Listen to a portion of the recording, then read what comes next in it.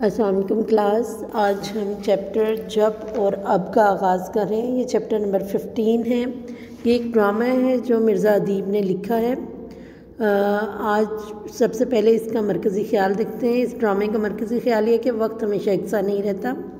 شہرت، پیسہ اور عہدے سب وقتی چیزیں ہیں، جو آج ہے اور وہ کل نہیں ہوگا، اور وقت بدلنے پر لوگ بھی بدل جاتے ہیں، اور اس سبق میں یہی چیز ظاہر ہوگی۔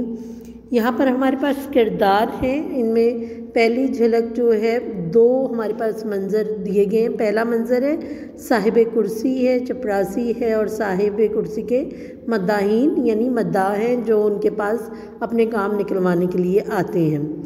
دوسری جھلک میں صاحب ہے، چپراسی ہے اور پی اے ہے۔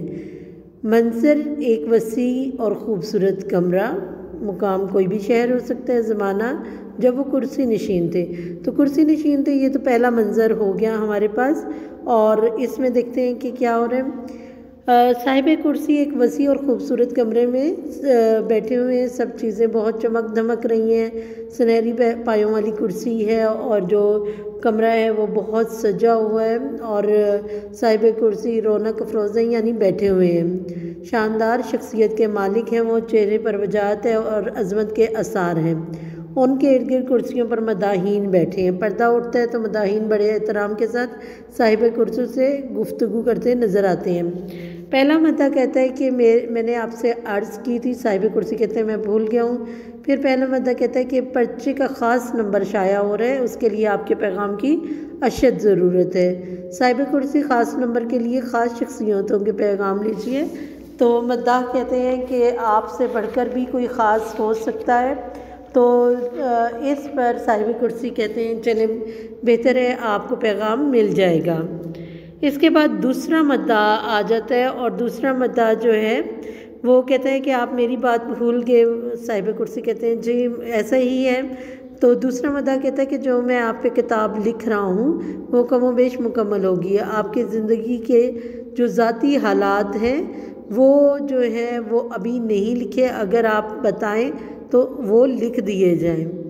اس پر جو ہے صاحب کرسی کہتے ہیں کہ یہ عجیب لگتا ہے، لوگ عجیب کہیں گے کہ میری زندگی کے متعلق بڑے لوگوں کی ہوتی ہیں زندگیاں لکھنے کے قابل۔ اس پر وہ کہتے ہیں کہ آپ کی زندگی بھی بڑی ہے، آپ سے زیادہ عزت والا ایسا کون ہے۔ تیسرا مداح کہتے ہیں جیب سے پان نکال کر ڈبیا نکالتا ہے اور صاحب کے کو کھول کر دیتا ہے، اور ساتھ ہی کہتا ہے واللہ بات 16 آنے درست ہے، لوگ معاف نہیں کریں گے، صحیح لتیں لیں گے ان کے۔ صاحب کرسی جو ہے کہتے ہیں آپ میری کھال ادھیڑ کر ہی دم لیں گے۔ دوسرا مداح کہتا ہے ڈرتا ہوں صاحب آپ کی عقیدت مند کہیں میری کھال ادھیڑ نہ دیں۔ تیسرا مداح بولتے ہیں جناب ان کی آرزو ضرور پوری کریں، لیکن میری بھی سن لیں، آپ اپنے عقیدت مندوں کو مایوس نہ کریں، اور اس ہفتے ایک شام منائیں ہمارے ساتھ، یعنی ایک پروگرام انہوں نے کرنا ہے، اس میں شامل ہو جائیں۔ انہوں نے کہا اصل مسئلہ مقالہ نگاروں کا ہے کہ جو اس کے متعلق لکھیں گے، جو ان کی ایک پارٹی ہوگی اس کے متعلق کسی بڑے مقالہ کا نام لیجیے جو آپ پہ لکھنے کو تیار نہ ہو۔ یہاں سب جو ہیں مقالہ نگار آپ پر لکھنے کو اپنی خوش قسمتی سمجھتے ہیں۔ اس پر سب ہاں بولتے ہیں، اور صاحب کرسی مجبور ہو کر کہتے ہیں کہ ٹھیک ہے ایک کوئی شام مقرر کرنے، اور اس میں ہم شریک ہو جاتے ہیں۔ تیسرا مداح شکریہ دل و جان سے۔ چوتھا مداح جناب ان کی لچھے دار باتیں چھوڑیں اور میری عرض بھی سنیں۔ پانچواں مداح ہاں ان کی پہلے سن لیں۔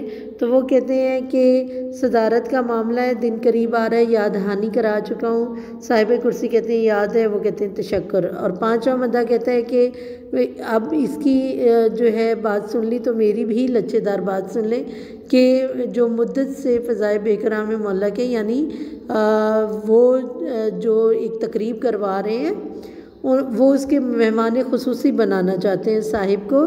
تو صاحب کہتے ہیں جیسا آپ کا حکم، اور پانچواں مداح شکریہ کے لیے جو جھک کر سلام کرتے ہیں، فرشی سلام کہتے ہیں جھک کر سلام کرنا۔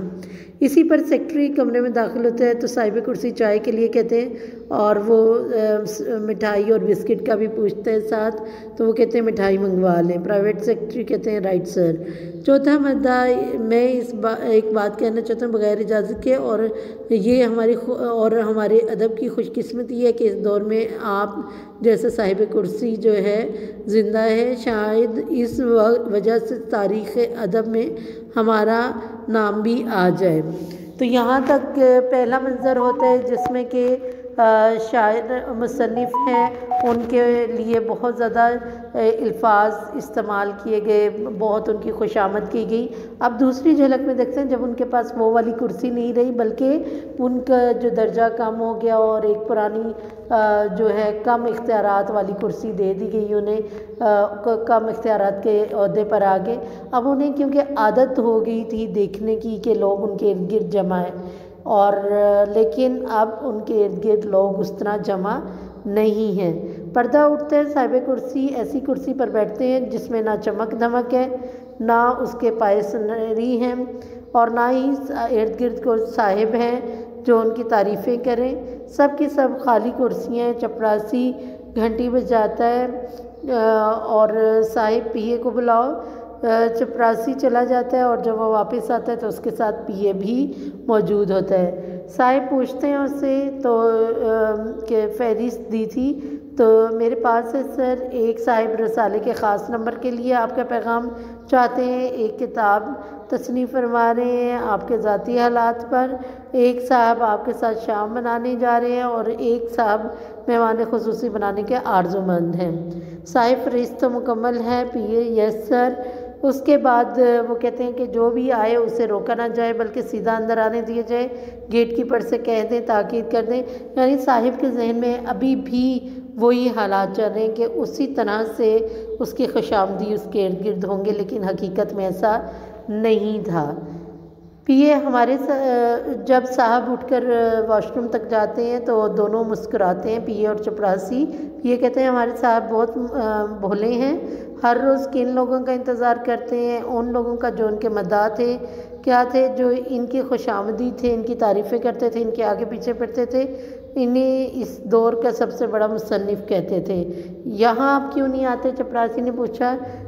میاں تم ان باتوں کو کیا سمجھو گے؟ ہمارے صاحب بڑے قیمتی ہیں مگر دفتر قیمتی نہیں ہے۔ پہلے جس کرسی پر تھے وہ بہت قیمتی تھی، ان کے اختیارات بڑے تھے، کرسی راکھ کو سونا بنا سکتی تھی اور وہ لوگ بھی راکھ کو سونا بنوانے آتے تھے۔